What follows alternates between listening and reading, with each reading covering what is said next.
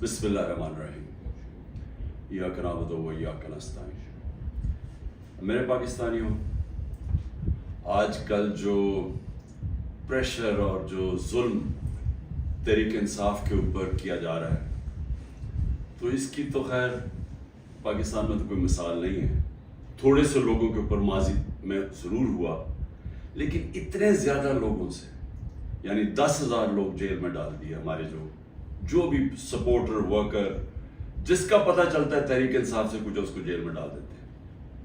लेकिन सिर्फ यही नहीं किया, इनमें से कईयों पर तशद्दुद किया, और तशद्दुद उन लोगों पे किया जितने वो तहरीक इंसाफ के साथ खड़े हैं और वो कहते हैं कि हम इसको नहीं छोड़ेंगे, उनके ऊपर और ज़्यादा हर किस्म का जुल्म भी किया जाता है, तशद्दुद भी किया जाता है। मैंने वीडियोस देखी हैं एजाज चौधरी की, डॉक्टर यास्मीन राशिद, शहरियार अफरीदी, उमर चीमा, मियाँ महमूद रशीद, ये जब निकलते हैं अदालत के लिए, जब इनको लेके जाते हैं, तो क्योंकि वो स्टेटमेंट देते हैं कि हम खड़े हैं पार्टी के साथ, उनके ऊपर कईयों पे तशद्दुद किया गया। एजाज चौधरी पे किया गया, मियाँ महमूद रशीद पे किया गया, और फिर हमारे सारी या लीडरशिप जेल में है और या लोग छुपे हुए हैं, और ख़ास तौर पे जो कि टिकट होल्डर्स हैं। अब ये टिकट होल्डर्स के पीछे पड़े हुए हैं कि किसी तरह उनको पीटीआई से दूर करें, और कई कर चुके हैं। कईयों ने कहा जी वही जो हाथ खड़ा करके, जी हम तो पाकिस्तानी फ़ौज के साथ हैं, हम तो 8-9 मई को बड़ी उसकी मजम्मत करते हैं और हम पार्टी छोड़ रहे हैं, सब कुछ माफ़ हो जाता है उनका।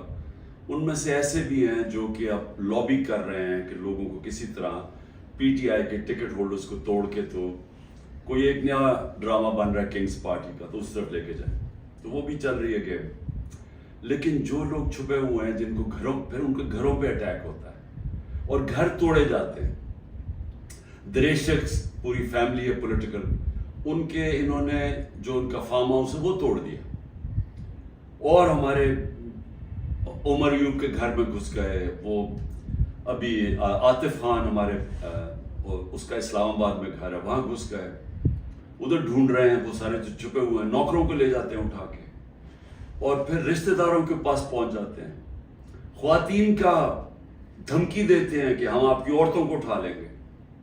यानी इस लेवल पे पहुंच चुके हैं कि कभी भी कोई तस्वर नहीं कर सकता था कि पाकिस्तान की सियासत में हम इतना गिर जाएंगे कि ये कहा जाएगा कि अच्छा हम तुम्हारी औरतों को, तुम्हारी बच्चियों को, हम उनको नहीं छोड़ेंगे। ये उस एक लेवल तक पहुंच चुके हैं। औरतों को पकड़ के उन्होंने जेलों में डाला। राना सनाउल्लाह की प्रेस कॉन्फ्रेंस आई कि जी कि हम खुद ही कुछ ड्रामा करने लगे हैं रेप का। ये डरे हुए हैं औरतों को निकालते हुए। इनको पता है कि कोई औरत किसी किस्म के इंतशार में मुलव्वस नहीं थी, किसी जलाने में, जो हुआ आर्सन, जो घर जलाए गए हैं, जो 3-4, इनको पता है कोई औरत उस पर नहीं थी। बल्कि इनको पता है कि अक्सरियत स्वाय थोड़े से ज्यादा 100 होंगे, 150 लोग होंगे। इनको पता है बाकी कोई पुरअमन एहतजाज कर रहे थे। और मैं फिर से बता दूं, एक जमहूरियत में आइन हमें हक देता है कि हम पुरअमन एहतजाज कहीं भी कर सकते हैं। अगर जिस तरह मुझे कमांडो एक्शन से उठाया गया फौज ने, तो उसका रिएक्शन किधर जाना था? जिधर मिलिट्री सिंबल्स हैं उसके बाहर एहतजाज होना था ना। उन्होंने और किधर जाना था? अगर पुलिस उठाती तो पुलिस स्टेशन जाते। तो ये कहना कि जी जियो फेंसिंग से हमें पता चला आप उस वक्त वहां थे, और उधर से उठा के उनको जेलों में डाला जा रहा है, यानी ऐसा औरतों को, यानी ऐसा, मैं छोड़े मुसलमान माशरे में, मैं कभी किसी और वो माशरे जिधर औरतों की इतनी इज्जत नहीं होती, वहां मैंने ये कभी नहीं देखा। और एक खातून वकील, उसको उठा लिया 2 दिन पहले, सुबह के 3 बजे उसके घर जाके उसको उठा लिया کہ جی جیو فین سے میں آپ زمان پاک میں اس وقت وہاں تھی، پتا چلا کہ آپ اس ایریا میں تھے، تو یہ کون سا کوئی جرم ہے؟ دیکھیں ابھی بھی مجھے پتا ہے کہ میری سپیریئر جوڈیشری بہت پریشر میں ہے، مجھے پتا ہے کہ ججز کو بھی فون کالز آ رہی ہیں، نامعلوم فون کال کہ ہم یہ کر دیں گے، تمہاری یہ فائل ہے، ہم تمہیں یہ کر دیں گے، تمہارے بچوں کے پہ پہنچ جاتے ہیں۔ یہ مجھے پتا ہے کہ اس وقت جوڈیشری کے اوپر وہ پریشر ہے جو کبھی پہلے نہیں تھا، اور مجھے یہ بھی پتا ہے کہ سارے ملک کے اداروں کو صرف استعمال کیا جا رہا ہے ایک کام سے، کہ کسی طرح تحریک انصاف کو ختم کیا جائے۔ ایف آئی اے کا سارے کام ختم ہے، وہ بھول گئے ہیں کہ شہباز شریف نے 16 ارب روپے کا ایف آئی اے نے اتنا بڑا اوپن اینڈ شٹ اس کا کرپشن کیس پکڑا تھا، مقصود چپراسی والا۔ ایف آئی اے کو پتا ہے کہ 4 وہ گواہ بھی مر چکے ہیں، سب کو ہارٹ اٹیک ہو گیا، ان کو پتا ہے کہ ان کا ایک بڑا زبردست آفیسر ڈاکٹر رضوان وہ بھی ہارٹ اٹیک سے مر چکے، لیکن ایف آئی اے کو کوئی اور کام نہیں۔ تحریک انصاف کے اوپر کیسے کیسز ڈھونڈنے ہیں اور کیسے ان کے لوگوں کے اوپر انتقامی کارروائی کرنی ہے۔ نیب کا کام اب یہ ہو گیا ہے، جب سے وہ ان کے پچھلے نیب کے چیئرمین جنہوں نے کہا کہ میں یہ غلط کام کرنے کے لیے نہیں تیار ہوں، ریزائن کیا، اور سنا نیب نے اس کو سٹینڈنگ اوویشن دی جب وہ جا رہا تھا، اس کی جگہ جس آدمی کو لے کے آئے ہیں، صرف اس کا بھی کام ہے کہ نیب کو استعمال کرو، کسی طرح تحریک انصاف کو ختم کرو، ان کے اوپر کیسز کرو۔ پولیس، یہ پہلی دفعہ ہوا ہے کہ میں نے اپنے جو ہمیں خبریں آئی ہیں جیلوں سے بھی، ہمارے جو لوگ جن کا واسطہ پڑا پولیس سے، یہ پہلی دفعہ میں نے سنا ہے کہ انہوں نے یہ کہا کہ اکثریت پولیس بالکل خوش نہیں ہے جو ان سے کروایا جا رہا ہے۔ اکثریت، جو پولیس کی اکثریت ہے، وہ سمجھتے ہیں کہ بہت بڑا یہ ظلم کیا جا رہا ہے، اندر گلو بٹ انہوں نے گھسائے ہوئے ہیں، اور پیچھے سے نامعلوم افراد کا پریشر آتا ہے، ان کی وجہ سے یہ کام کر رہے ہیں۔ تو اس کا مطلب پولیس جس کا کام اس ملک میں مجرموں کے پیچھے جانا، وہ سب کچھ بھول چکے ہیں، ان کا صرف 1 پوائنٹ ایجنڈا ہے، نیچے تھانے لیول کے اوپر کوئی تحریک انصاف کا ملے، نچلے لیول پہ آپ اگر وہ کوئی کسی کی سمپتھی بھی ہے تحریک انصاف سے، ان کو کسی طرح ہٹایا جائے، اس لیول پہ پہنچے ہوئے۔ اور جو کرتے ہیں، جب ایک ہی خبر آتی ہے کہ گھر توڑ دیتے ہیں، چیزیں توڑ دیتے ہیں، دھمکیاں دیتے ہیں، بزنسز بند کر دیتے ہیں، بزنسز کے اوپر پہنچ جاتے ہیں، روزگار بند کر دیتے ہیں، تو میرا سوال ایک ہے کہ اتنی زیادہ، اتنے پریشر کے باوجود کیا وجہ ہے کہ چند لوگ چھوڑ کے گئے ہیں؟ ہمارے ٹکٹ ہولڈرز پنجاب میں دیکھ لیں، کتنے لوگ چھوڑ کے گئے؟ یعنی اس طرح کا ظلم جو کبھی ہوا نہیں ہے، کیوں نہیں چھوڑ کے جا رہے لوگ؟ اس کی 2 وجوہات۔ ایک، اس باری ٹکٹس میں نے خود دیے ہیں، زیادہ تر انٹرویو کیے ہیں، میں نے اپنی پوری کوشش کی ہے کہ نظریاتی لوگوں کو ٹکٹس دیے جائیں، اور اس باری زیادہ تر جو لوگ ہیں جن کو ٹکٹس ملے ہیں، پنجاب کی میں بات کر رہا ہوں، وہ نظریے پہ کھڑے ہیں۔ لیکن دوسرا ایک اور بھی فیکٹر ہے، میں نے ایک کا مجھے میسج آئی کہ میرے اوپر بہت پریشر ہے، انہوں نے میری بزنس بند کر دی ہیں، انہوں نے اب فیملی کے اوپر آ گئے ہیں، پتہ ہے جی آپ کی بیٹی کی یہ ادھر شادی ہوئی ہے، اس کے اوپر اس کو بھی تنگ کرنے پہ آ گئے، تو جی میرے پہ بہت پریشر ہے۔ تو میں نے کہا پھر چھوڑ دو، میں نے کہا یعنی تمہاری اگر برداشت سے باہر ہے تو چھوڑ دو۔ وہ کہتا ہے جی اگر میں نے چھوڑا، مجھے سارا جو میرا علاقہ ہے، انہوں نے کہا اگر تم نے پی ٹی آئی کو چھوڑا تمہیں ووٹ ہی نہیں دیں گے۔ سو یہ اب سمجھنے والی بات ہے کہ لوگوں کو یہ احساس ہو گیا ہے کہ اس وقت جس نے چھوڑا اس کی پالیٹکس ختم، اور جو چھوڑ کے گئے ہیں ان میں سے کئی لوگوں کو تو ہم نے ٹکٹ سے نہیں دیے تھے، تو ان کو تو ویسے ہی یعنی چھوڑنا ہو تو ڈرامے کیے ہیں، اور کئی جو چھوڑے ہیں ان کو ہم نے ٹکٹ سے نہیں دینے تھے۔ لیکن جو اس کو ٹکٹس مل چکے ہیں، سوال یہ ہے کہ یہ کیوں نہیں چھوڑ رہا ہے؟ میں آپ کو یقین دلاتا ہوں کہ کبھی، پھر سے میں ریپیٹ کرتا ہوں، اس ملک کی تاریخ کا کبھی ایسا پریشر نہیں پڑا ہو کیا رہا ہے؟ تحریک انصاف کو توڑنے کے لیے پاکستان کے ادارے ختم، ہمارے سارے اداروں کو سسٹمیٹکلی تباہ کیا جا رہا ہے، ہماری جوڈیشری کے اوپر اتنا پریشر ڈال دیا ہے، اور یہ سارا دھمکیاں دے کے، ڈرا کے، دھمکا کے، جب ہمارے پاس فائلیں آپ کی، ان کو ڈرا دیا ہے۔ ادارے جس طرح میں نے کہا پولیس، وہ ویسے اس کا 1 پوائنٹ ایجنڈا پکڑ کے تحریک انصاف کے لوگوں کو جو بھی ہو جدھر بھی ملے پکڑ کے اندر ڈال دو۔ اور اس کے علاوہ جن اداروں نے اس ملک میں کرائم روکنی ہے ان کا کام لگا دیا، جس طرح FIA، نیب ہے، ان کا کام لگا دیا کہ صرف پارٹی کو ختم کرو۔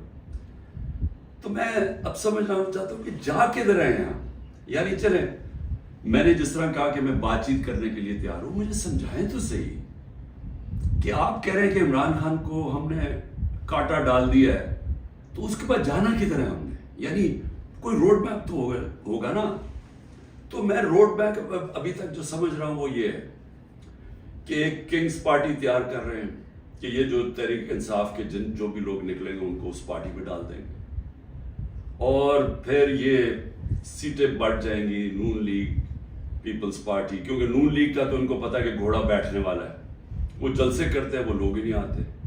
پبلک کی ان کو سمجھ آ گئی ہے کہ پبلک نون لیگ، کیونکہ نون لیگ جڑی ہوئی ہے یہ سارے ظلم کے ساتھ، وہ ان کو نقصان، ایک تو اس کا نقصان ہو رہا ہے، دوسرا معاشی طور پہ بیٹھ کے ملک جو روپیہ ہے، جو جس طرح ہر روز روپیہ گر رہا ہے تو ملک تباہی کی طرف جا رہا ہے، جو مہنگائی بڑھتی جا رہی ہے، تو مہنگائی تو ہر اب انسان کو گھر میں افیکٹ کر رہی ہے، مڈل کلاس کو، ہر تنخواہ دار کو افیکٹ کر رہی ہے مہنگائی۔ تو ان کو تو پتہ ہے کہ انہوں نے نہ نون لیگ نے کوئی سارے ملک میں گورنمنٹ بنانی ہے تو نہ بنانی ہے پیپلز پارٹی نے، چھوٹی پارٹیز رہ گئی، تو انہوں نے ایک کنگز پارٹی کا مل ملا کے کوئی ایک یہ لوگوں کا اکٹھا کر کے کولیشن سی بنانی ہے۔ میرا سوال یہ ہے کہ کیا اس طرح کی کولیشن پاکستان کو اس مشکل وقت سے نکال سکتی ہے؟ میں جب سے گورنمنٹ سے نکلا ہوں، میں ایک بات کہہ رہا ہوں کہ جب تک ہمارے ملک میں ایک مضبوط گورنمنٹ، اور مضبوط گورنمنٹ کیا ہوتی ہے؟ یہ نہیں کہ اسٹیبلشمنٹ اس کے پیچھے کھڑی ہے، یہ مضبوط گورنمنٹ نہیں ہوتی۔ مضبوط گورنمنٹ وہ ہوتی ہے جس کے پیچھے عوام کھڑی ہوتی ہے، جو عوام جس کے اوپر اعتماد کرتی ہے۔ یہ لوگوں کو اکٹھا کر کے اور اسٹیبلشمنٹ پیچھے کھڑی ہو جائے، اور کسی کا خیال ہے کہ جو آج پاکستان کو مسئلے مسائل آ گئے ہیں ہم اس میں سے نکل جائیں گے، کوئی اس خوش فہمی میں نہ رہے، کیونکہ یہ صرف ایک پبلک مینڈیٹ سے جو گورنمنٹ آئے گی وہ بڑے فیصلے کرے گی، وہ اس ملک میں اصلاحات کرے گی، وہ اس ملک میں قانون کی حکمرانی قائم کرے گی، اس کے بغیر پاکستان سروائیو ہی نہیں کرتا۔ یہ میرے سے سن لیں، یہ ملک بچے گا ہی نہیں اگر ہم نے اس ملک میں رول آف لا، قانون کی حکمرانی نہ قائم کی۔ یہ جو جنگل کا قانون ہے یہ ملک کو تباہ کر رہا ہے۔ کوئی اس وقت لوگوں کی امید ختم ہو گئی ہے پاکستان سے، لوگ چھوڑ کے جا رہے ہیں۔ جو پروفیشنلز ہیں، جو سب سے بڑا اثاثہ ہے ملک کا، جو آپ کے پڑھے لکھے لوگ ہیں، جو کہ اسپیشلسٹ ہیں، جس طرح میں نے آپ کو کہا 10% شوکت خانم کے کنسلٹنٹ چھوڑ کے جا رہے ہیں، 10% مشکل سے ملتا ہے کینسر کے اسپیشلسٹ۔ ان کو پتہ ہے وہ دنیا میں کہیں بھی چلے جائیں ان کے 2 یا 3 گنا زیادہ سیلری مل جائے گی ان کو باہر، کیونکہ ڈیمانڈ ہے دنیا میں۔ تو اس طرح ہر پروفیشنل جس کی دنیا میں ڈیمانڈ ہے وہ سوچ رہا ہے چھوڑ کے جانے کا، کیونکہ اس کو امید ہی نہیں نظر آ رہی۔ لوگ مشکل وقت برداشت کر لیتے ہیں اگر آگے ان کو امید ہو۔ لوگ مشکل وقت برداشت کر رہے تھے، کرونا کے بعد ایک مشکل وقت آیا ہوا تھا، لیکن لوگوں کو نظر آ رہا تھا کہ ٹھیک ہے حالات بہتر ہو رہے ہیں، معیشت اوپر جا رہی ہے، ادارے فنکشن کرنے شروع کر دیے ہیں، کوئی انٹرفیئرنس نہیں ہے۔ عمران خان نے کبھی کسی جوڈیشری کے اندر انٹرفیئر نہیں کیا، نیب کو اس نے نہیں کہا کہ فلانے آدمی کے اوپر کاروائی کرو، کسی FIA کو۔ میرا جو میں نے ثناء اللہ ہے وہ IG میرے خیال میں ابھی پتہ نہیں کدھر پوسٹڈ ہیں، IG تھے، ایک دفعہ کہو کہ میں نے کبھی کسی کے خلاف انتقامی کاروائی کا کہا ہے۔ ہمارے سارے 95% کیسز پرانے تھے۔ یہ بولتے ہیں نون لیگ والے کہ جی اب ہم نے بھی بڑا سفر کیا ہے، اب آپ کریں۔ آپ کے 95% آپ کے اپنے دور میں بنائے گئے تھے کیسز، اسحاق ڈار آپ کے دور میں بھاگا تھا, نواز شریف کے بیٹے آپ کے دور میں بھاگے تھے, نواز شریف کی کنوکشن پینما میں آپ کے دور میں ہوئی تھی, مریم کی اور نواز شریف کی. تو یہ ہمیں نہ کہیں, یہ سارے کیسز پرانے آ رہے تھے. آپ میرے سے این آر او مانگ رہے تھے, آپ میرے سے یہ کہہ رہے تھے کہ ہم نے چوری کیا, ہم کوئی خاص مخلوق ہے الگ, ہمیں معاف کر دیں.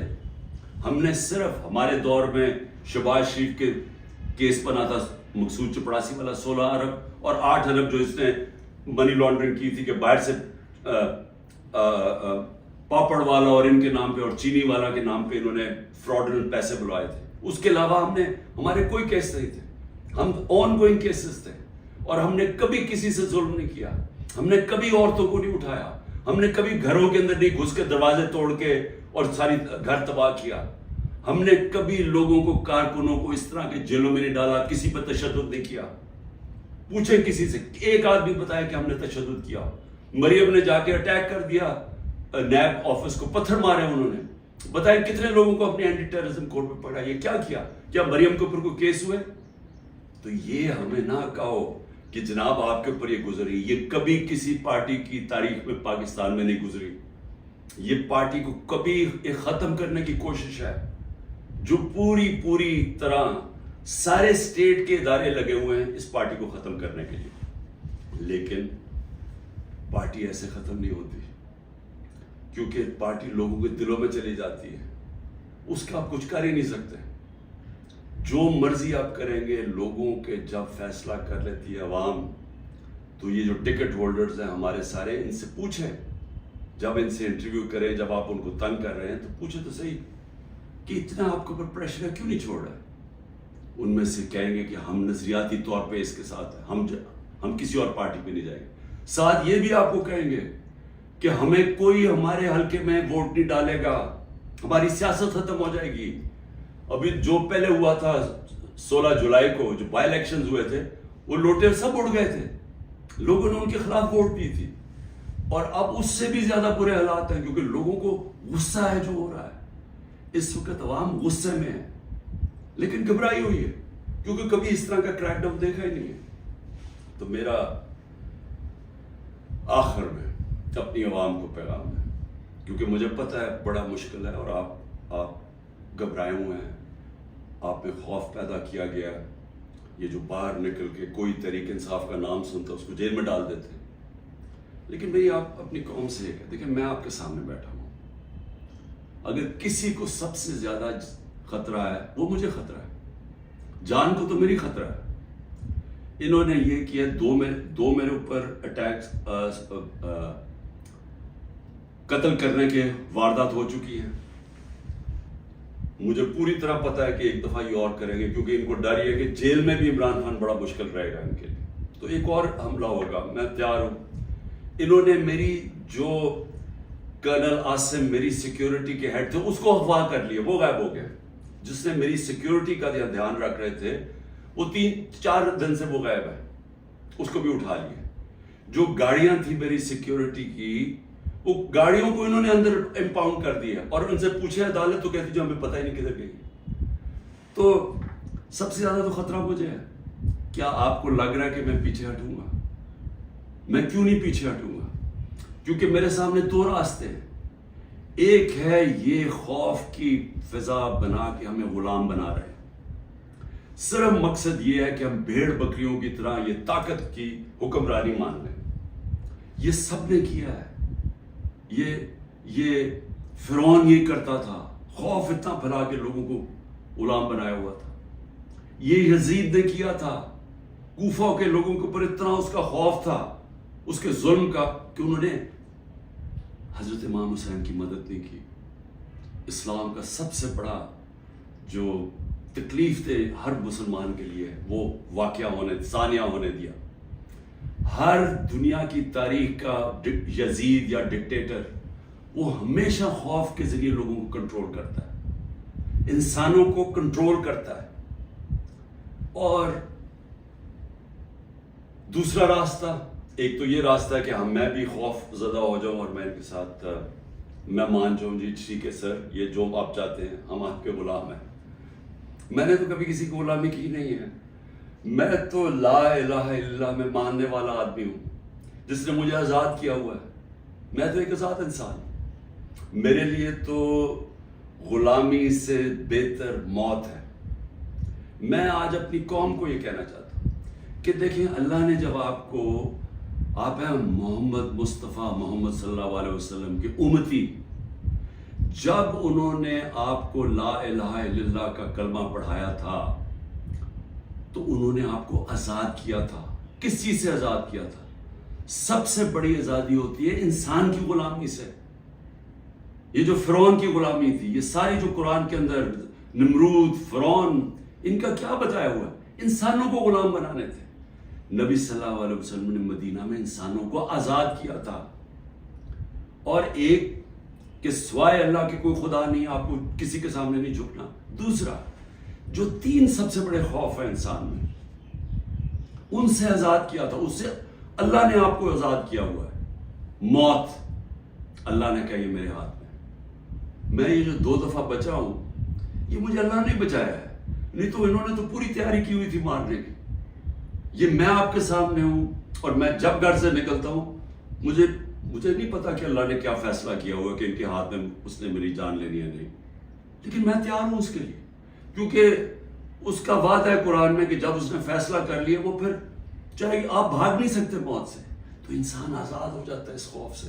میں آزاد ہوں. دوسرا، ذلت.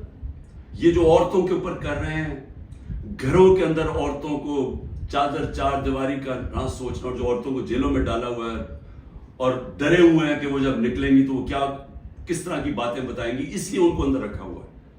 اور 2 بیچاری عورتوں کو لے کے شاپر ان کے سر پر ڈالے ہوئے. یعنی ایسی توہین میں نے کبھی نہیں سوچا تھا کہ اس معاشرے میں ہوگی. لیکن یہ کیوں کر رہے ہیں؟ عورتوں کو ڈرا رہے ہیں کہ آپ پولیٹکس میں نہ آئیں. عورتوں جو 50% آبادی ہے، اس کو جان کے اتنا خوف زدہ کر رہے ہیں ان کے آدمیوں کو کہ ان کو بس گھر میں بٹھا دیں. آپ بس بھیڑ بکریوں کی طرح بیٹھ جائیں، جو مرضی ظلم و ملک میں ہم نے چپ کر کے بیٹھے رہے. ذلت اور عزت اللہ نے اپنے ہاتھ میں اس لیے لی ہے. مجھے جتنا ذلیل کیا، میری بھی ایک ٹرسٹی، آج تک کوئی سوچ سکتے ہیں جس کو ایک آنا بھی نہ ملے ٹرسٹی بننے کا، اس کے اوپر نیب کا کیس اور وارنٹ نکال دیا اس کے، مجھے ذلیل کرنے کے لیے.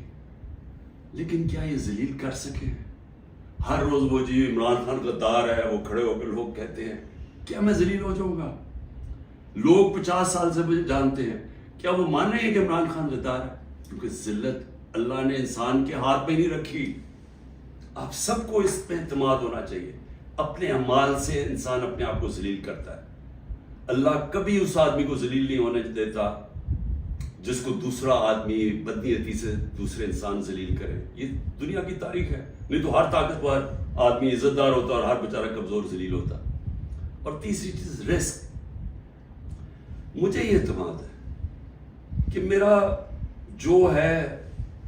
جو بھی ہے وہ اللہ نے دینا. محنت میں کروں، ہاں محنت میں پوری کرتا ہوں، لیکن رزق اللہ دیتا ہے. تو یہ جو گھر توڑ رہے ہیں لوگوں کے، ڈرا رہے ہیں، دھمکا رہے ہیں، اس کا مقصد ہے کیا؟ کہ لوگوں کی رزق کے اوپر جا رہے ہیں نا. لیکن اللہ نے تو کہا ہوا یہ میرے ہاتھ میں ہے. تو یہ جب آپ کو ان 3 چیزوں کے اوپر ایمان ہو جائے گا کہ قرآن میں واضح لکھا ہوا ہے، یہ آپ کو آزاد کر دینے کے خوف سے. یہ جو خوف کے ذریعے غلام بنایا جاتا ہے، اللہ نے یہ 3 چیز اپنے ہاتھ میں اس لیے رکھی ہیں کہ انسان کی غلامی نہ کرے. کیونکہ آزادی کو سب سے زیادہ اہمیت ہے. اپنی آزادی کے لیے جو مرتا ہے اس کو شہید کا رتبہ دیا ہوا ہے. جہاد ہے وہ. اور شہید پیغمبروں کے بعد رتبہ آتا ہے شہید کا، جو اپنی آزادی کے لیے کھڑا ہوتا ہے. یہ ہم اپنی آزادی کے لیے کھڑے ہیں.